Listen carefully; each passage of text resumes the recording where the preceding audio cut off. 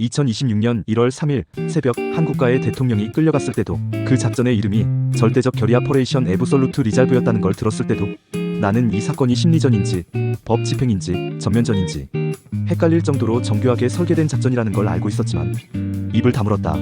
그건 내 나라가 아니었으니까, 내 일이 아니었으니까.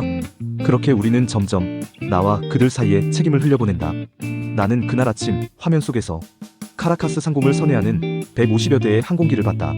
조용했다. 방송은 작전 성공이라 반복했지만 내 귀엔 한 단어도 들리지 않았다. 마두로는 3시간 만에 포획되었고, 미국 해군의 강습 상륙함 USS 이오지마 위로 옮겨졌고, 베네수엘라 대통령궁은 불 꺼진 채 화면 속에 정지되어 있었다. 그 모든 장면은 선명했지만 나는 아무 말도 하지 않았다.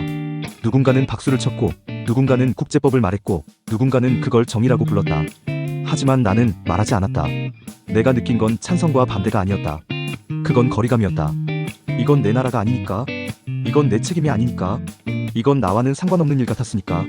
하지만 그 순간 나는 침묵이라는 선택의 무게를 조금씩 느끼고 있었다. 여우는 그 장면을 똑똑히 보았지만 입을 열지 않았다. 그건 회피였다.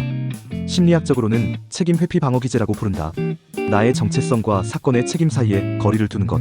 그래야만 양심의 필요 없이 무관한 존재로 남을 수 있으니까. 현대 국제정치에서 이 구조는 심리적 국경선 사이컬라지컬 사브론티를 따라 반복된다. 즉, 사건이 나의 국가 정체성에 명확히 연결되어 있지 않으면 인간은 그 문제를 내면하지 않는다. 그러나 문제가 생긴 후 상처의 경계는 훨씬 넓게 번진다. 마두로의 체포가 옳았는지 그르렸는지 보다 여우가 겪은 감정은 훨씬 더 모호하다. 그는 이렇게 느낀다. 나는 관찰자였지만 그 상황을 정의로 믿지는 못했다. 나는 외면했지만 그 침묵이 완전히 나와 무관하다고도 느끼지 않았다. 그게 바로 이 심리 구조의 핵심이다. 정당하지도 않고 완전히 반대할 수도 없는 상황. 그래서 인간은 책임과 정체성을 분리하려고 시도한다. 그러나 분리의 반복은 결국 무감각과 무관심을 낳는다. 여우가 침묵을 선택했을 때 그는 국가도 아니었고 지도자도 아니었지만 그의 정체성은 어딘가에서 조금씩 이탈하고 있었다. 나는 요즘 자주 묻는다. 그 침묵은 누구를 위한 것이었을까? 내가 외면한 건 단지 남의 일이었을까? 나는 베네수엘라 사람이 아니다. 하지만 그날 작전 영상을 보며 내 안에 어떤 무언가가 꺼지는 소리를 들었다. 그건 책임이었다. 정확히는 책임에서 멀어지고 싶었던 나 자신이었다. 나는 나와 상관없는 국가의 일이라고 말하고 싶었고, 미국의 전략이니까 나는 판단하지 않겠다고 생각하고 싶었고, 그건 국제법의 문제지 내 문제가 아니다라고 믿고 싶었다. 하지만 정말 그랬을까? 정체성은 선택이 아니라 관계 속에서 결정되는 것이다. 내가 누구의 편에 서 있는지, 누구의 고통을 보려 하지 않는지, 누구의 이름 앞에서 입을 다무는지를 통해 나는 내가 누구인지 확인하게 된다. 그날 나는 어느 쪽에도 속하지 않았다. 그리고 그게 나를 더 불편하게 만들었다. 말하지 않는 것은 정체성을 모호하게 만든다. 그리고 그 모호함은 어느 날 방향을 잃게 만든다. 여우는 자신이 비겁한 침묵을 선택했다고 느꼈다.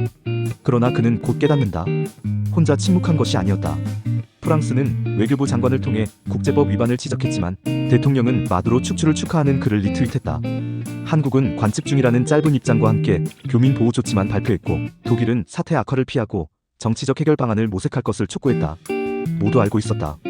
작전이 진행되었고 무언가가 전복되었다는 사실을. 그러나 그들의 언어는 조심스러웠고 계산되어 있었다. 하지만 그들의 침묵은 전략이었다. 자국의 이익과 영향력, 외교적 위치를 고려한 연산의 결과였다. 여우는 깨달았다. 자신의 침묵만이 감정의 결과였다는 사실을. 외교는 침묵을 무기로 쓰지만 개인은 침묵 속에서 자기 정체성을 잃기도 한다. 그날 이후 여우는 뉴스 속 국가들의 표정을 다르게 보기 시작했다. 그건 침묵이 아니라 계산된 입장 정리였고, 비난도 지지도 아닌 보류된 언어의 힘이었다. 그는 자신의 침묵이 전략이 아니었음을 자각했다. 그건 방어였고 회피였고 존재의 균열이었다. 당신은 왜 그 말을 꺼내지 않았나요? 뉴스를 보면서, 대화를 들으면서, 가끔은 이건 이상하다고 느끼면서도 왜 아무 말도 하지 않았나요? 혹시 그 일이 당신과 무관하다고 생각했나요? 아니면 괜히 말해서 불편해질까 두려웠던 건가요? 저도 그랬습니다. 그 침묵은 너무 익숙해서 때로는 양심보다 편안했으니까요. 하지만 그 편안함은 언제나 작은 거리감을 남깁니다. 그것이 쌓이면 우리는 어느 날 아무에게도 속하지 못한 얼굴이 됩니다. 우리는 종종 말하지 않는 것을 선택합니다. 불편해서, 두려워서, 혹은 그게 더 성숙한 것처럼 느껴져서. 하지만 침묵은 언제나 무해하지 않습니다. 그것은 때로 책임을 떠넘기고 정체성을 흐리고 우리가 누구였는지를 모호하게 만듭니다. 말하지 않은 것도 하나의 말이었다. 우리가 하지 않은 말로도 우리는 스스로를 정의합니다.